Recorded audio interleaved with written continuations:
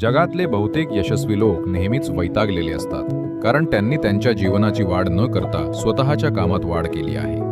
या यंत्राची वाढ न करता कामाची केली तर ते खराब होईल की नाही?